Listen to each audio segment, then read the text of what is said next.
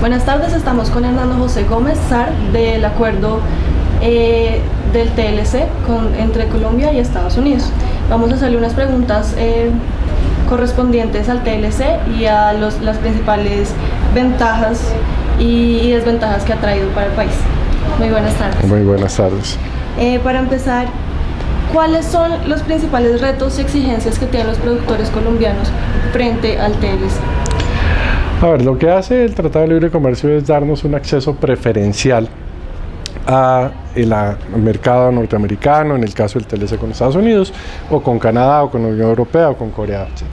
Entonces lo que hace de facto es eliminar una serie de barreras, especialmente arancelarias, para que podamos acceder a esos mercados en un mundo, en una situación difícil, donde el mundo ya no crece a las tasas que estaba creciendo hace 10 años, donde tenemos que muchos otros competidores que tienen ese acceso preferencial. En el caso con Estados Unidos, estamos hablando de México, estamos hablando de Chile, estamos hablando de Centroamérica.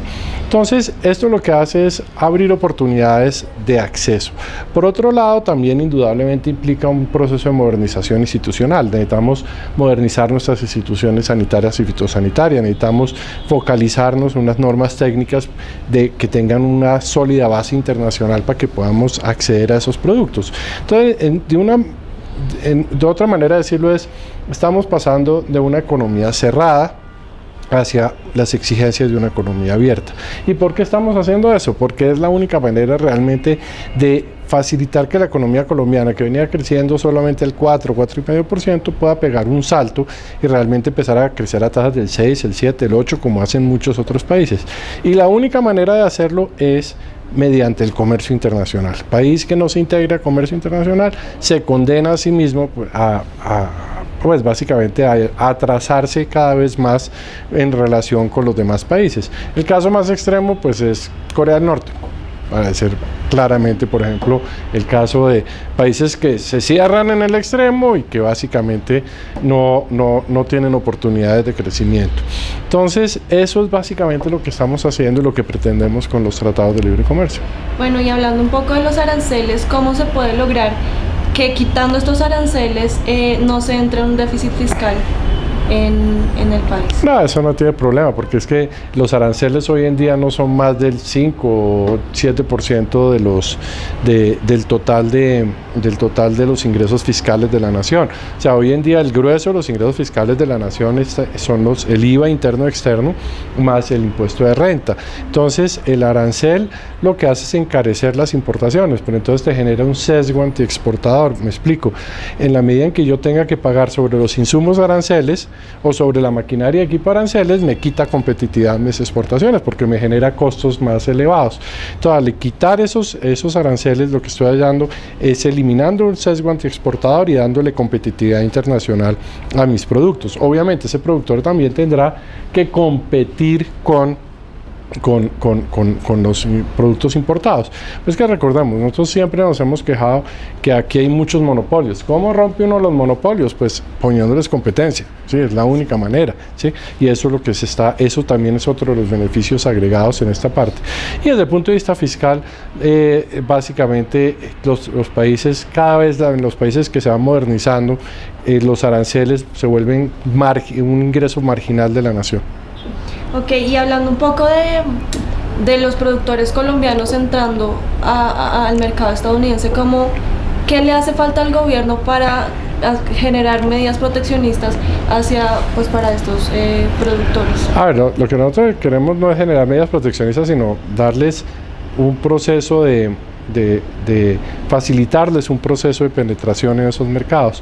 Y para eso, pues de un lado está ProExport, que es el que tiene que llevar de la mano al exportador y mostrarle dónde están los mercados, pero un paso antes que hemos visto es que también tenemos que generar esa oferta exportable, y esa oferta exportable implica que nosotros tenemos que exportar unas frutas de cierta calidad, unos productos, unas estufas que cumplan con unas normas técnicas, y todo eso implica que tenemos que cumplir con unas normas internacionales que en el pasado no lo hacíamos, porque aquí teníamos nuestras propias normas, unas deficientes, otras buenas. Entonces, todo esto también lo que hacen los tratados de libre comercio en todos los países, o los países, y hay que decir una cosa, una manera de integrarse al mercado internacional son con los tratados de libre comercio.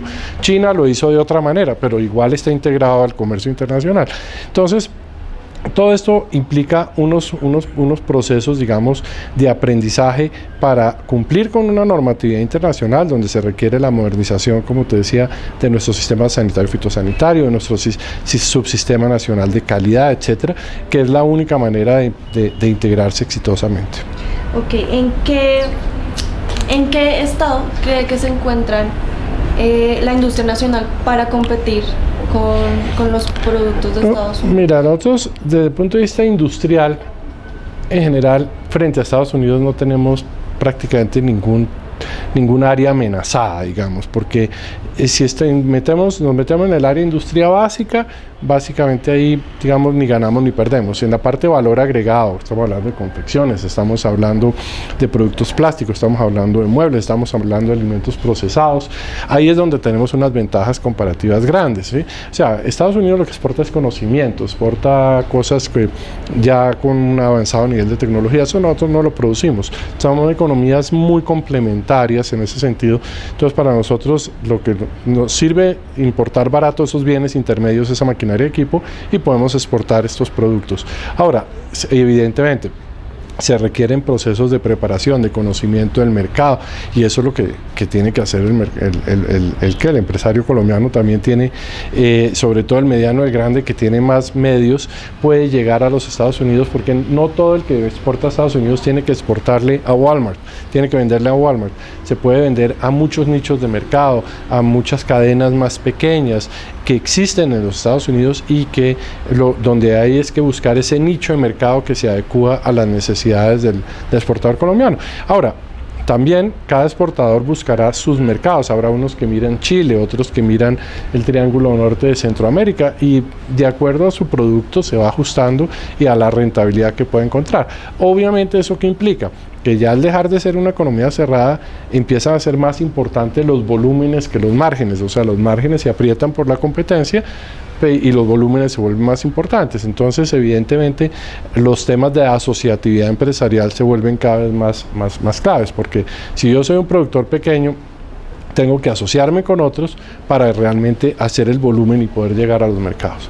Y en esa parte de la asociación, ProExport les da a los empresarios esa... no es ProExport, ahí ya es más tarea que hace FOMIPYME, que hace el Ministerio de Comercio, Industria y Turismo, ese tipo, el SENA, ese tipo de cosas las hacen esas entidades. Y hablando un poco del TLC que México hizo con Estados Unidos, México tiene ciertas diferencias con nuestra economía. ¿Cómo lograr? A ver, ha tenido ciertas ventajas después de un tiempo. Al principio estaban en negativa con el TLC, después ya vieron que estaba produciendo cosas buenas para la economía. ¿Cómo lograr que, porque en el país, en nuestro país, hay mucha gente que está en contra del TLC, cómo lograr que esta gente que está en contra del TLC logre ver las cosas positivas que le puede traer al país? A ver, aquí siempre hay un tema del temor a cambiar, ¿no? Y esto implica un cambio de paradigma económico, y eso pues evidentemente hace que la gente, que siempre haya críticos al proceso. Indudablemente también hay que decir que no estamos preparados. No, es que esto es como nadar, o sea, con buena supervisión, pero toca lanzarse al agua porque nunca vamos a aprender.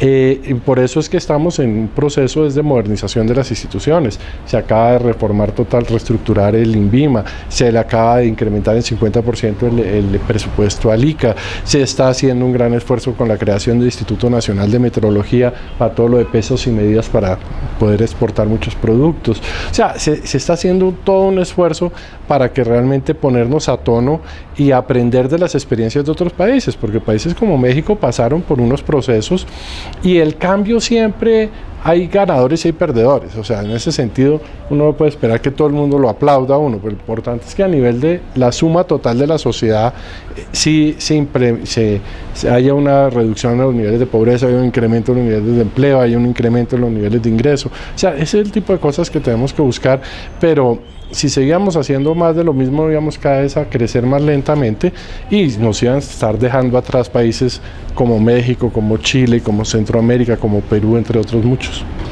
Y para finalizar,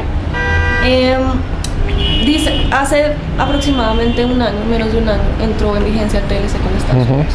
Algunos académicos dicen que es muy pronto hacer una valorización, pero ¿cuál es su valorización hasta el momento del Tratado de Libre Comercio? Sí, mi evaluación del tema es que entramos en una época de evolución lenta de la economía internacional, de comportamiento, digamos, no de recesión, pero sí de una reducción de su comportamiento. Y el crecimiento hasta ahora de las exportaciones no tradicionales de Colombia hacia Estados Unidos ha sido del orden del 7-8%. Las de Estados Unidos han sido una cifra más o menos parecida. Quisiéramos ver eso en 2 dígitos naturalmente, pero todo esto requiere tiempo. O sea, me explico, cuando entró el TLC en mayo, ya todas las colecciones de moda ya se habían vendido para el 2013, ¿sí? Entonces hasta ahorita ya empieza a ver las ventas para el 2014, entonces evidentemente esto requiere un proceso. O los proyectos, pues una inversión para montar una empresa requiere, entre el proyecto y ponerla en operación, requiere mínimo de 3 años. Entonces ese tipo de cosas son complicadas digamos, realmente lo que uno esperaría en el primer año es que se exporten más de esas cosas que ya sabíamos hacer y que donde los aranceles en Estados Unidos podían ser una barrera, digamos, efectiva.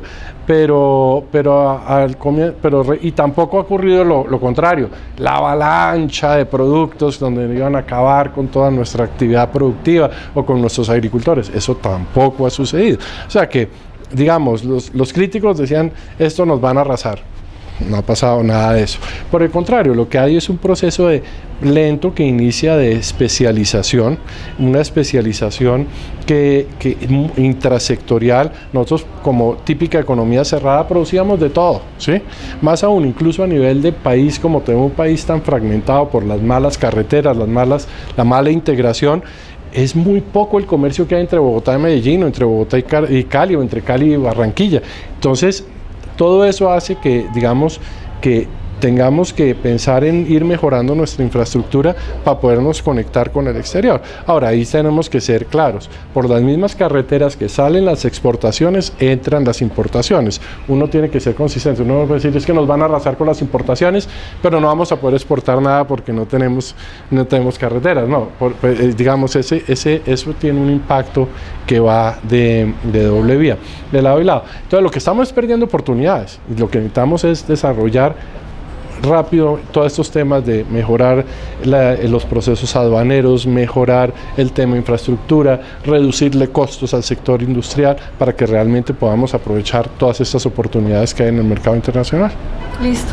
Bueno, con mucho gusto. Gracias.